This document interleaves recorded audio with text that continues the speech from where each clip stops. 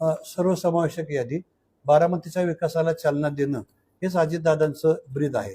आणि त्याच्या अनुषंगाने कमी प्रमाणामध्ये यापूर्वीच्या नगरसेवकांना, म्हणजे ज्यांनी यापूर्वी काम केलेलं आहे त्यांना, आणि मोठ्या प्रमाणावर नवीन तरुणांना या आणि सर्व जाती धर्माच्या लोकांना संधी देण्याचा प्रयत्न नेतृत्वाने केलेला आहे. हे करत असताना बारामती शहराचा समतोल विकास साधताना ज्या ज्या भागामध्ये जे नेतृत्व नगरपालिकेच्या माध्यमातून काम करणार आहे, तर त्यांना त्या ठिकाणी आपल्या प्रभागातील विकासा कामासाठी सहभागी होता यावं अशी साधारणपणे संधी दादांनी या निमित्ताने दिली असं माझं मत आहे.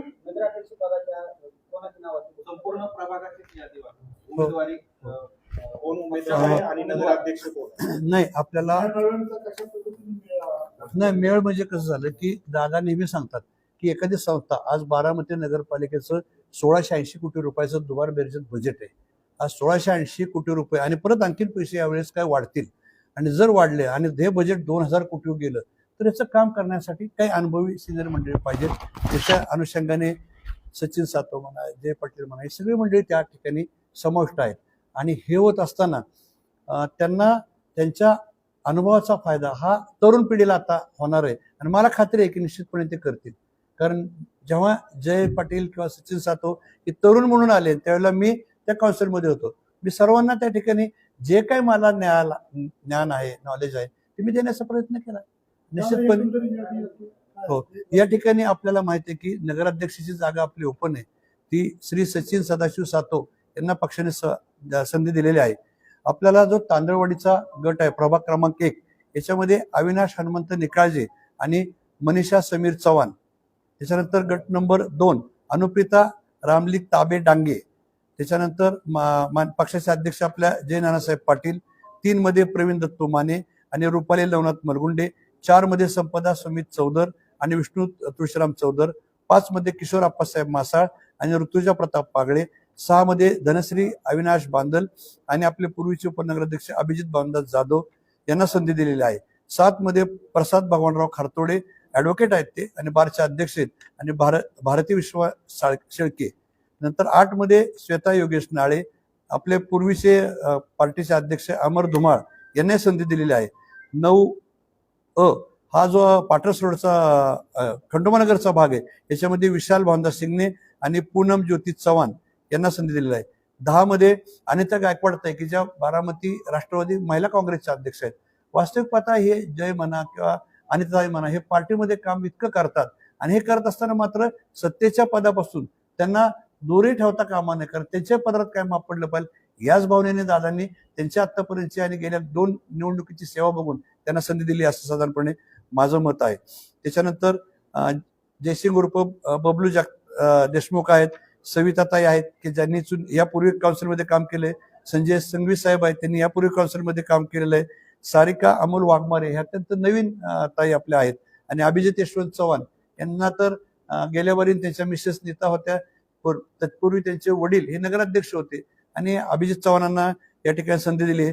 सुनीता अरविंद बगाडे म्हणजे पूर्वीच्या देवरे ह्याही ताई आपल्या नगरसेविका होत्या, आणि त्यांचे मिस्टर अत्यंत खालच्या पातळीवर जाऊन आपलं पार्टीचं काम त्या ठिकाणी आमराई भागात करतात, तेव्हा संधी दिली. बिरजू मांढरे की पूर्वीचे उपनगराध्यक्ष सभापती यांनाही पुनश्च या ठिकाणी संधी दिली. स्वाती आप्पासाहेब आयवळे म्हणजे माझे सहकारी त्यावेळेला आप्पा चव्हाण किंवा आप्पासाहेब आयवळे हे होते, आणि मग स्वातीताईंना या ठिकाणी संधी दिली. नवनाथ बल्लाळ साहेबांना दिली, कारण नवनाथ पण आणि त्यांच्या मिसेस पण यापूर्वी उपाध्यक्षांनी नगरसेवक म्हणून होत्या. मंगलजय प्रकाश किरवे हे या ठिकाणी संधी देण्यात आलेली आहे. त्यानंतर माझ्या प्रभागातून माझे धाकटे बंधू जितेंद्र रमणराव गुजर यांनाही संधी दिलेली आहे. त्याच्यानंतर गोरख ज्ञानदेव पारसे हे होलार समाजापैकी आहेत, आणि त्या समाजाला प्रथम स्थान देण्यात आलेलं आहे. मंगल शिवाजी जगताप हे साधारणपणे कुष्टीगल्ली भागातून त्यांना उमेदवारी दिली. मुस्लिम समाजाचा विचार करून अल्ताफ सय्यद यांनाही या ठिकाणी संधी दिली. शर्मिलाताई शिवाजीराव जगताप यांनाही या ठिकाणी 17 मधून सहभागी केलंय. नगरपालिकेतून नुकतेच रिटायर झालेले राजेंद्र बापूराव सोनवणे यांना 18 मधून संधी दिलेली आहे. नंतर अश्विनी सूरज सातव म्हणजे पूर्वी सूरज सातव होते, पण अश्विनीताई या ऍडव्होकेट आहेत, त्यांना संधी दिली. 19 मध्ये प्रतिभा विजय खरात तिच्या पूर्वी नगरसेवक होत्या, विजयराव होते ते उपनगराध्यक्ष होते, त्यांच्या मिसेसला संधी दिली. आणि सर्वात महत्वाचं म्हणजे बऱ्याच दिवसापासून पक्षापासून बाजूला गेलेले माझे सहकारी मित्र श्री सुनील दादासाहेब सस्ते यांना राष्ट्रवादी काँग्रेस पक्षामध्ये अजितदादा साहेबांनी सन्मानाने प्रयोजून त्यांना उमेदवारी दिलेली आहे. निश्चितच तेही फार सिनियर आहेत आणि त्यांचा तरुण मुलांना फायदा झाल्याशिवाय राहणार नाही. 20 मध्ये आपल्याला ॲडव्होकेट प्रथमेश प्रवीण गालिंदे आहेत, अफरीन फिरोज बागवान आहे आणि दर्शना विक्रांत तांबे आहेत. जर हा साधारणपणे तुम्ही सगळा जाती धर्माचा ना विचार केला तर बारामतीच्या विकासाला चालना देण्यासाठी सर्वांना बरोबर घेण्याचा प्रयत्न या ठिकाणी नेतृत्वाने केलेला आहे. बारामती नगर परिषदेचं नगराध्यक्ष पद गुलदस्त्यात नाही, तुम्ही आतापर्यंतचा नगरपालिकेचा इतिहास काढून बघा, कधी कुठला उमेदवार कधी कळला सांगा मला. आपली 3 वाजून 5 मिनिटांनीच कळतं. पण नाही, आता नाही. तुम्ही गेल्या इलेक्शनला होता का? मीच आज जवळजवळ 40 वर्ष प्रक्रिया पाहतोय, त्यातले 20 वर्ष जवळजवळ माझ्यावर जबाबदारी आहे. 3 वाजून 5 मिनिटाशिवाय यादी कुठेही बाहेर जात नाही. हे पक्षाच्या लेवलवर ठरलं होतं, नाही तर मग ॲफिडेव्हिट कसं तयार झालं उदाहरणार्थ. असं इतके लेवल तर नसतं हो. फक्त काय की त्याची सिक्रेसी की आमच्या जबाबदारी ती की आपण शांतपणे व्यवस्थित ठेवली पाहिजे. कारण काय याच्यामध्ये की आम्ही लढायला जाताना आम्ही असं विचार करतो की नाही, वाघाची शिकार करायची ना, सशाची करायची ना, तर वाघाच्या तयारीने जायचं. आपण विरोधकांना हलक्यात घेत नाही. आपण त्याच पद्धतीने सगळ्या काळजी या यादी घेतल्या, इथून पुढे पण घेणार आहोत निवडणुकीत. शरद पवार गटाशी चर्चा चालू होती असंही नाही, अशा स्वरूपाचा कुठलाही प्रस्ताव नव्हता. कारण काय झालं की याच्यामध्ये मला काही मंडळींनी कारण योगेंद्र आणि मी आम्ही सगळेजण एकत्र सहकारी म्हणून विद्यापीठाला काम करतो, तर चर्चा होती आणि म्हटलं की बाबा असं असं झालं तर कसं काय, आणि काही मध्यस्थांनी असं बोलल्यानंतर मग त्यात आम्ही 2 मिनिटं विचार केला. दादाही म्हटले, परंतु त्यांना देण्याच्या संभाव्य जागा ह्या विचारात घेता त्या ठिकाणी पक्षाचे निष्ठावंत असणाऱ्या मंडळींना बाजूला ठेवावं लागत होतं, त्याच्यावर अन्याय होत होता. त्याच्यामुळं कुठेही आपण त्यामुळे पुढे सरकलो नाही. नाही, कुठे युगेंद्र पवार नेतृत्व करतात. योगेंद्र विधानसभेपासून करतायत. आता नगरपालिकेच्या हा, काही हरकत नाही ना. त्याच्यामध्ये काय माहिती का की 2 राष्ट्रवादी काँग्रेसने अजितदादांनी परवाच्या मेळाव्यात बघितलं असेल की एक साथ आणि साहेबांप्रती आदर व्यक्त केलेला आहे. आणि अजितदादांचा मला माहिती आहे, मी पण अजितदादांच्या बरोबर 40 वर्षे कायम दादांनी साहेबांचा आदर ठेवला आणि इथून पुढे ठेवणार आहेत. आणि ही साथ ह्याच कारणाकरता होती. आमची आजही प्रामाणिक इच्छा आहे माझ्यासारख्या प्रामाणिक कार्यकर्त्याची की सगळी पॉवर फॅमिली एकत्र झाली पाहिजे. एकंदरीत दादा त्यांना सांगितलं प्रेसमध्ये की अजित पवारांनी विरोध संपवलेला आहे, विरोधक मी त्यांना उमेदवारी दिलेली आहे, त्यांना विरोधक नाही पाहिजे. विरोधक पाहिजेत? विरोधक नाही पाहिजे. नाही, असं काय तुम्ही म्हणता का म्हणे. वास्तविक पाहता नाही सांगू द्या ना कसं त्यांच्या दृष्टिकोनातून काय आहे. परंतु अजितदादांनी किंवा पवार साहेबांनी कायमच बेरेज राजकारण केलं. जे अजितदादांच्या विरोधात उमेदवार होते ते पुढचे प्रचार प्रमुख होते. हा आजचा इतिहास नाहीये साहेब.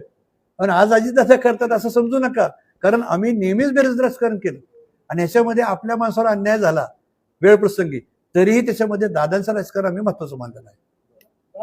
मुस्लिम समाजाचा एक सीट वाढला असतं. 18,000 इथं मतदार असताना नेहमीप्रमाणे 2 सीटावर मुस्लिम समाजाला काम केलं जातं. आपण जर सगळ्या जाती ओबीसी मध्ये नाही सांगतो ना, मुस्लिम समाजातनं इच्छुकांची जी मागणी होती आणि उपलब्ध ज्या एरियामध्ये आपल्या जागा आहेत त्याचा जर विचार केला तर तुम्हीच मला सांगा की तिसरी जागा कुठे बसू शकते. सगळ्याच जागा मुस्लिम ओबीसी मध्ये येत नाही. आपल्या पण तुम्ही सांगा ना, आज होलार समाज हा 450चा आहे, परंतु त्यांना प्रतिनिधी दिलं गेलं किती 1.25 लाखामध्ये. तर तो समाजाचे कार्यकर्ते करतात ना पक्षासाठी काम. आणि मुस्लिम समाजाच्या मध्ये कुठेही भेदभाव अजितदादांनी यापूर्वी कधी केला नाही. विकास कामामध्ये 5.5 कोटी रुपयाचा आपला शादीखाना बांधलाय. आता 2 आपल्या नवीन दफनभूमी होत्यात. म्हणजे विकासाला दादा कधी कुठल्या जातीय समीकरण लावत नाही. भेदभावचा ना जागा तो वाढला नाही लोकसंख्येच्या दृष्टीने. लोकसंख्या दृष्टीकोन आपण बघितलं की जर रेशो ऑफ हे बघितला आणि जर आपल्याला समाविष्ट करून घ्यायचे तर मला असं वाटत नाही की त्याच्यामध्ये कुणावर कुठला अन्याय झालाय. हा, हो, आमचं पूर्ण नियोजन दादांचं प्रचाराचा शुभारंभ आणि समारोपाची सभा या 2च सभा दादांच्या होणार आहेत. आणि उद्यापासूनच उद्या सकाळी सगळ्याच आपल्या उमेदवारांची मिटिंग आहे. आम्ही पक्षाच्या माध्यमातून नियोजन करणार आहोत. आणि ऑलरेडी आमची फक्त फिल इन द ब्लँक्स राहिले होते की कुणाचं नाव टाकायचं, पत्रक छपाई कुठे करायची, सगळं पूर्ण झालेलं आहे. की वाहनं कुठे लावायची, आरसी कुठवायचं, पहिला राऊंड कधी, दुसरा राऊंड कधी, पहिलं पत्रक कधी, दुसरं पत्रक कधी, सगळी तयारी झालेली. War footing.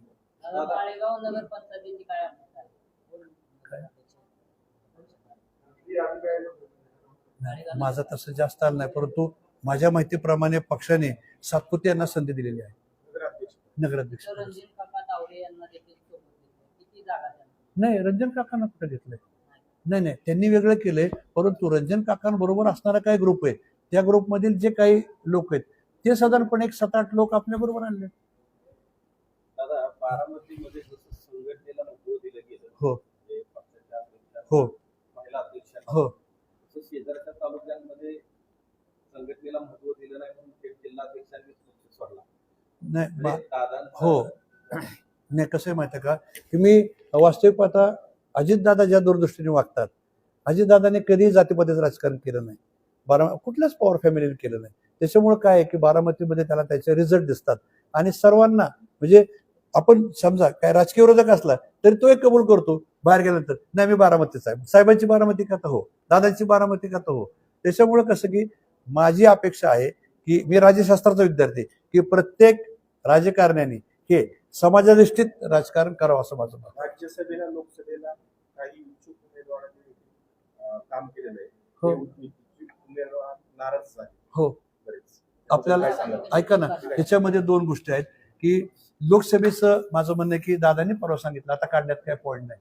विधानसभेला लोकांनी 40,000 मायनस मताधिक्य भरून वरती परत दिलं, परंतु नगरपालिका हा एकच विषय नाही ना, अनेक संस्था आहेत आपल्या, यानं त्या निमित्ताने आपल्याला कुठे अकाउंट करून घ्यायचं याचा पूर्ण डेटा आमच्या समोर आहे. दादा, मला एक प्रश्न विचारायचा होता. तुम्ही आता बोलले की दादांनी कधी जातीपातीचं हो. राजकारण केलं, दादांनी केलं नाही, पण असं नाही वाटत का तुम्हाला की बारामतीमध्ये जे दादांनी दिलेले पुढारी आहे किंवा जी काय उमेदवार काय त्याच्यातले मोजके आहेत, ती जातीपातीचं राजकारण करत नाही असं वाटतं का तुम्हाला? नाही, ऐका ना, म्हणजे आपण म्हणतात त्यामध्ये तथ्य आहे, परंतु अजितदादांचं पण म्हणणं कसं असतं की नका करू कोणी.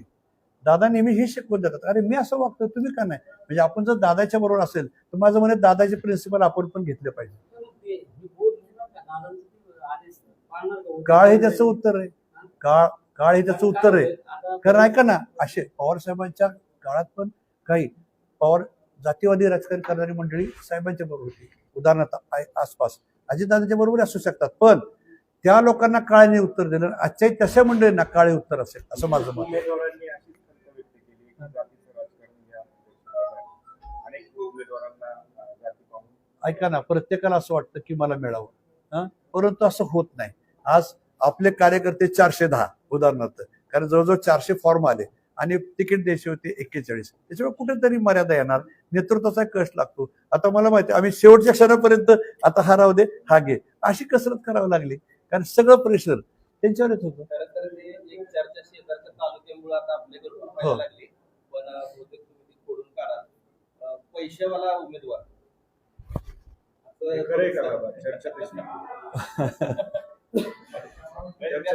नाही, सगळ्यात मला आनंद असा होईल की ज्या दिवशी की ज्याच्यापाशी काही ऐकत नाही तो राष्ट्रवादीचा उमेदवार असेल त्याशी मी म्हणेल खऱ्या अर्थाने नाही. तुमच्या सांगण्यामध्ये असं वाटतंय की तुम्हाला ती मान्य की पक्षाला फक्त पैशावर उमेदवार पाहिजे, नाही, त्याच्याकडे पैशाचा पण उमेदवार तुम्ही मिळावा. ऐका ना, बारामतीची हिस्ट्री काढून बघा ना मागे कुठे काय. मी ज्या वेळेला 25 साली उभा राहिलो त्यावेळेला माझ्या विरोधात असंच माणसानं उभं केलं ना, हिस्ट्री आहे बारामतीची. त्याच्यामुळे काय हिस्ट्री गोज टू रिपीट. परंतु मी सांगितलं ना की मला आनंद कधी होईल की ज्या दिवशी एक सर्वसामान्य कार्यकर्ता हा त्या खुर्ची बसला असेल की ज्याची कुठली आर्थिक होत नाही, तो चालत किंवा मोटरसायकल आलेला असेल. 100%. आता ओबीसी उमेदवार जे इच्छुक होते हो. ते देखील थोडेसे नाराज आहेत असे चर्चा आहे, आहे. त्याबद्दल काय सांगाल? नाही, कसं आहे की आता जागा ओपनची, आता गेल्या बारीने ओबीसीची होती, त्याच्या ठिकाणचं ह्याला मापदरात टाकावं लागतं. आता ओपनची जागा असताना हे ओपनलाच जाणं अपेक्षित होतं, आणि ओपन मध्ये पण काय होतं की ओपनच्या ज्या कास्ट आहेत त्याच्यामध्ये टोटल बघितलं तर आज जवळजवळ 1,25% मराठा समाजाची त्याच्यामध्ये हे वोटिंग आहे.